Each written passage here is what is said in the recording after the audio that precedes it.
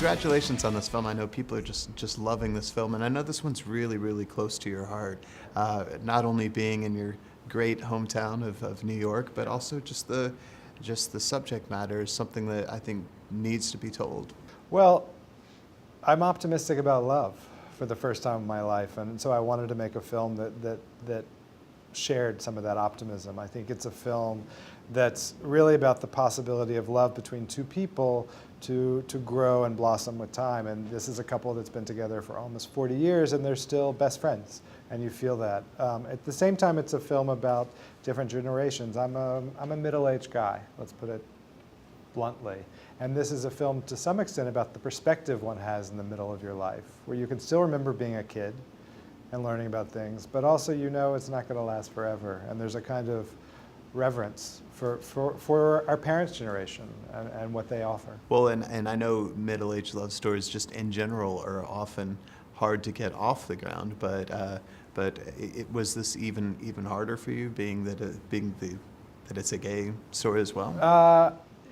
Yes, probably. I mean, what's nice now is you're like, I told you so. Yeah. Because it's a movie people seem to be responding to. And I say that with a certain kind of arrogance, which I actually think is important as a filmmaker.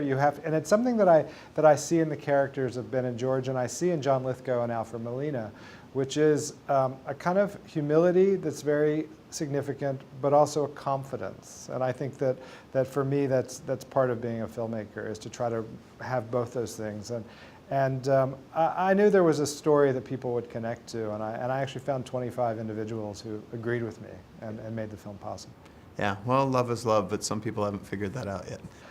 Yeah, I think I find that as laws are changing and political things are changing, what's really significant is how that changes the possibility of who we know and who we are as people. And I just went to a wedding between two men in Southern California, and there were 100 Vietnamese relatives and 100 people from Long Beach who were there, and it was very mixed. And you thought, this is where life is now. And the laws were what created that possibility for a little kid to be running around a gay marriage wedding ceremony. Yeah, and created the possibility for you as well.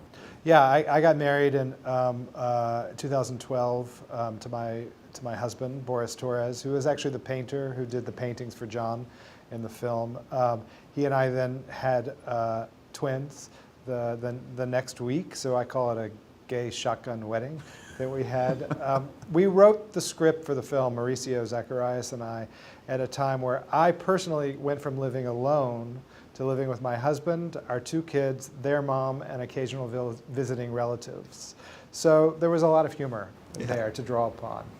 Waking up with your father-in-law in his underwear, and you're on your couch, and your kids yelling and screaming, and you're just like, this is life. Sounds like a whole nother movie in itself. Well, there's always, I think, a hope that for me, I always try to make films from a place that's very personal, but I think if I make them correct, then that personal quality becomes something for the audience. And how important was it to shoot in New York? I know that's your home, and it's not always the easiest place to shoot in, but... Well, luckily there's a 30% tax incentive to shoot in New York now, which is but we really wanted to make a romantic film about the city. We were inspired by films like Manhattan and Woody Allen, particularly of that middle period of Husbands and Wives and Hannah and Her Sisters, and we wanted to make our own version of Manhattan in a certain way, and we used Chopin a bit similarly to how that film uses Gershwin, but we had a very different story and a very different set of characters, and they don't all have nice apartments in our film. Well, Alfred Molina and John Lithgow are two fantastic actors. How did you know that they were the right guys? Instinct. Yeah. I mean, you're always being a bit of a matchmaker when you cast films. You're not auditioning them together, and there's no screen test, but you have a sensibility. They actually have known each other for maybe 20, 25 years. They both lived in Los Angeles for their adult lives. They've both been in 30-year marriages. They're both actors of a certain generation and quality. So they had a lot in common. They ended up really on set discovering each other in a totally new way. It was very beautiful to watch the birth of this great friendship between John Lithgow and Alfred Molina. And I think that joy they found in being with each other, at times I had to say, like, hey guys, come on, we got a movie to make. I think is part of the quality that makes Ben and George so real to the audience. What do you think is the moment on the set that you'll always take with you, that when people ask you years from now about this, that the first thing that'll come up? There's this very significant scene late in the film with Charlie Tahan, who's this young 15-year-old boy who is alone in the scene in a stairwell, and it's a very emotional scene. And I think there's something extraordinary about his performance in that moment. I also feel like I capture something that won't last forever because he's about to grow up. And in some ways, Love is Strange is a coming-of-age film. It's rooted in this older couple, but it's also about how that older couple influences the rest of their family. And I think shooting that scene really sticks with me. Now, you've got a bunch of wonderful reviews so far on this, but not only that, your other films, awards, all kinds of, does that ever put any pressure on you as a filmmaker? Just going, oh man, I got to top. That's interesting, because I'm working on a new script with Mauricio Zacharias, who we wrote Love is Strange and previously Keep the Lights On, and we're working on the third in what we consider a trilogy of New York stories. And I think when that does intimidate me, what's important to keep in mind is that my job is just to tell a good story. And if I focus on that and I trust in that, then I think the films will work. Have you thought about casting for that one as well? I have a bit. I mean, I wouldn't mention names. It's a kids' film. It's about two boys who become best friends, and for various reasons they take an oath of silence and they stop talking to their family.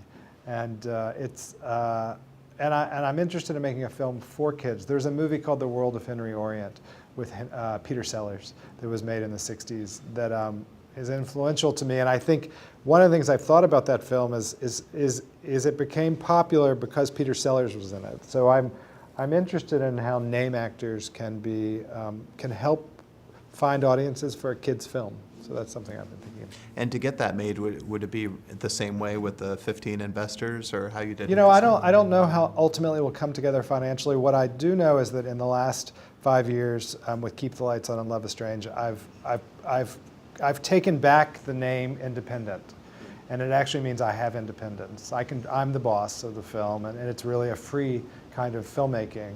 So that's independent. For a long period, became a kind of marketing term.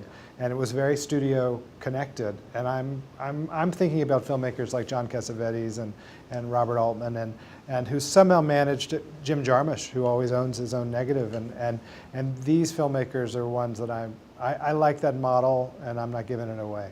Now, we always ask people their Hail Mary moment, the moment in their career where they just kind of had to go for it. There's nothing left to do, and it worked out for them. What do you suppose that was for you? For me, I would say the one that comes to mind was in 2010.